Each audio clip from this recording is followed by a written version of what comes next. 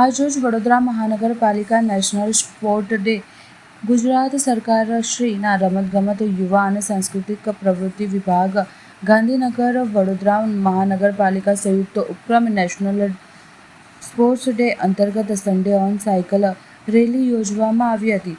Rally Sayajibaug gate number 2થી શરૂ કરી Kalaghoda SSG hospital, jail road, BSNL building, Kothi 4 રસ્તા, પંચમુખી, હનુમાન કાલાઘોડા, સયાજીબાગ ખાતે સમાપન થઈ હતી.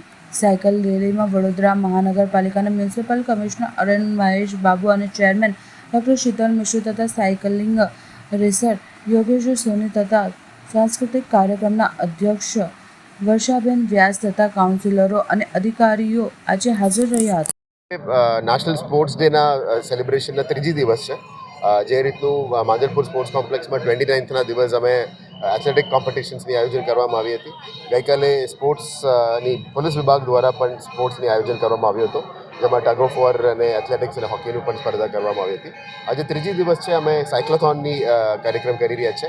જે રીતનું માનનીય વડાપ્રધાન શ્રી નરેન્દ્ર મોદી સાહેબ અને માનનીય મુખ્યમંત્રી શ્રી ભૂપેન્દ્રભાઈ પટેલ સાહેબની માર્ગદર્શન અને અત્યારે રાજ્યના સ્પોર્ટ્સ મંત્રી શ્રી હર્ષસંઘવી સાહેબની માર્ગદર્શનમાં આપણે આ બધું આયોજન કરી રહ્યા છે. Fit India movement, obesity free campaign અને ખેલો ઇન્ડિયા એને પ્રોત્સાહન આપતા ગુજરાતમાં અને નેશનલ લેવલ્સમાં અત્યારે સ્પોર્ટ્સ માટે બહુ સારી આયોજન થઈ રહ્યા છે. જે રીતનું રાષ્ટ્રીય દરે પણ આપ જોઈ રહ્યા છો કે સ્પોર્ટ્સ ઇન્ફ્રાસ્ટ્રક્ચર માટે વધારે વેગ આપવામાં આવી રહ્યા છે. લોકોમાં ફિટનેસનું એક વ્યાધિ રહે એટલે 1 ઘંટા ખેલ કે મેદાન મેં જે મોટો અત્યારે ભારત સરકારે આપ્યું છે એને સાકાર કરવા માટે અને સાચા અર્થમાં અમે ફિલ્ડમાં લાવવા માટે મહેનત કરી રહ્યા છે. આજે વડોદરાના તમામ સાયકલિસ્ટ એસોસિએશન છે, સાયકલિસ્ટ જોડે અમે આ સાયકલિંગનું કાર્યક્રમ આયોજન કર્યા છે. ડેપ્યુટી મ્યુનિસિપલ કમિશનર ગંગાસિંહે એમની ખૂબ આયોજન સારી રીતે કરી છે. આશા રાખીએ કે આ એક સિમ્બોલિક નથી પણ ડેઇલી લોકોની ફિટનેસની એક માહોલ બને એ માટે આ બધું કરી રહ્યા છે.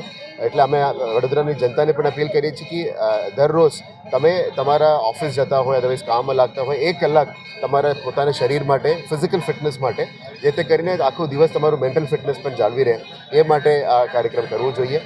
દરરોજ કોઈ ના કોઈ સ્પોર્ટ્સ, સાયકલ હોય, ફૂટબોલ, બાસ્કેટબોલ, ક્રિકેટ, વોલીબોલ, કોઈ પણ સ્પોર્ટ્સ તમે લો એટલે પરંતુ ઓબેસિટી ફ્રી રહેવાનું છે, કોમ્પ્લિકેટેડ ડિઝીઝીસ ફ્રી રહેવાનું છે અને ફિટ રહેવાનું છે. એ મોટો સાથે આ કાર્યક્રમ આયોજન કરવામાં આવી રહ્યા છે.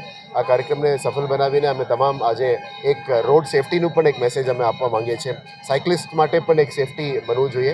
આવનારા દિવસોમાં વડોદરામાં પણ આ જ રીતનું કાર્યક્રમો આયોજન કરવામાં આવશે અને અમે આશા રાખીએ કે વડોદરાના સાયકલિસ્ટ આજે આજનો કાર્યક્રમને સફળપૂર્વક બનાવશે.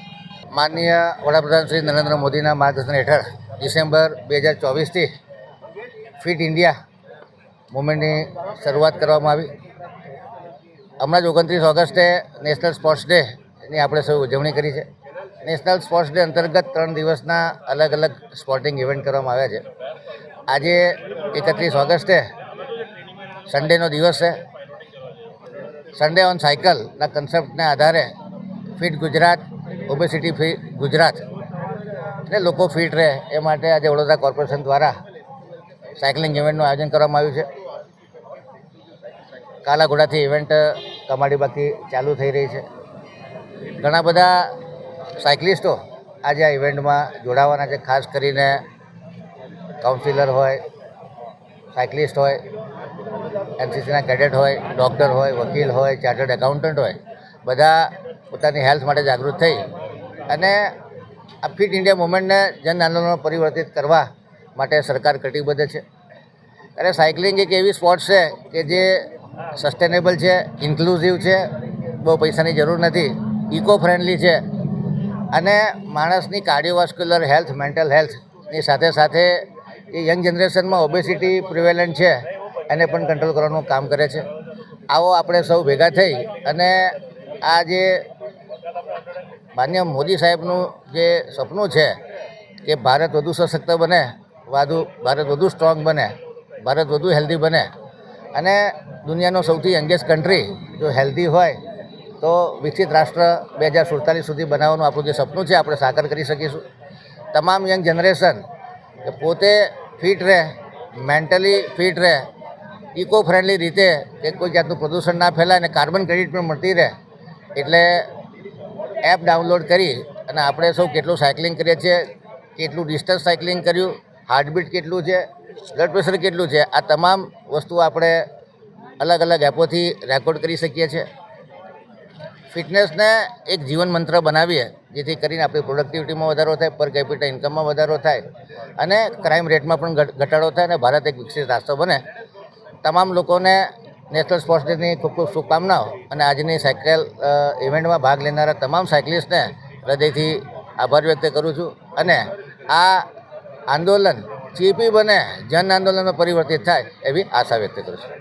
આજને નેશનલ સાયકલિંગ નેશનલ ડેના સ્પોર્ટ્સ ડેના દિવસે સાયકલિંગ એક સ્પર્ધા રાખવામાં આવી છે કે જેમાં ફિટનેસનો એક મેસેજ આપવામાં આવે છે અને હવે આવતા સમયમાં બરોડામાં સાયકલિંગની ઘણી બધી ઇવેન્ટો આવી રહી છે. હમણાં હાલમાં અમે 13 તારીખે state cycling school SGFI school cycling રાખ્યું છે. એમાં નાના છોકરાઓનું સિલેક્શન થશે જેઓ પછી ડિસ્ટ્રિક્ટ પરથી જીતી અને સ્ટેટ લેવલ પર જશે. એટલે હવે બરોડામાં ધીરે ધીરે સાયકલિંગનું ઘણું પ્રમાણ વધી રહ્યું છે અને પોતાના ફિટનેસ માટે બી લોકો જાગૃત થવા માંડ્યા છે. એટલે હવે બરોડા સાયકલિસ્ટ હબ ધીરે ધીરે બની રહ્યું છે. વડોદરા નગરજનને શું કહેવા અપીલ કરવામાં? બરોડાના નગરોને કહેવા માગીશ કે હું રોજ સવાર ઉઠીને એક અડધો કલાક જે બી ટાઈમ મળે તો સાયકલિંગ કરે કે જેથી પોતાની ફિટનેસ સચવાઈ રહે અને હેલ્થ સારી રહે અને એન્વાયરમેન્ટ બી ઘણું સુધરે. એના માટે આ કરવું જરૂરી છે.